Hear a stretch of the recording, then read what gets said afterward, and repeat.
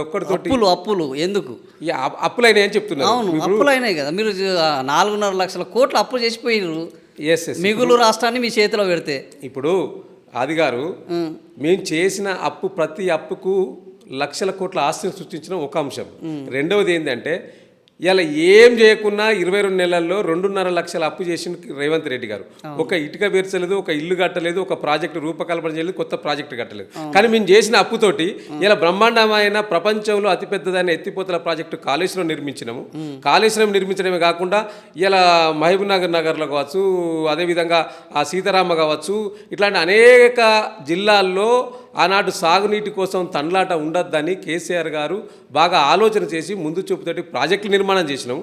కొత్తగా జిల్లాలు ఏర్పాటు చేసి ఆ జిల్లాలకు జిల్లా కలెక్టర్ల కార్యాలయం నిర్మించినాము, ఎస్పీ కార్యాలయం నిర్మించినాము. ఇలా ఆయన కూర్చునే ముఖ్యమంత్రి గారు స్వయంగా కూర్చునే రాష్ట్ర సచివాలయాన్ని నిర్మించింది కేసీఆర్ గారు. మీరు వచ్చినాక ఒక ఆఫీసు కట్టిన రాండి. ఇలా మేము అప్పు చేసి మేమేం సొంత ప్రయోజనాల కోసం వాడలేదు. అప్పు చేయడమే కాదు, ఇలా పర్ క్యాపిటల్ ఇన్కమ్ను పెంచడం మేము ఇలా దేశంలోనే నెంబర్ 1 రాష్ట్రంగా ఈ రాష్ట్రాన్ని తీర్చిదిద్దినాం. గతంలో 1,24,000 పర్ క్యాపిటల్ ఇన్కమ్ ఉంటే మేము వచ్చినాక 3.5 లక్షలు అయింది కదా.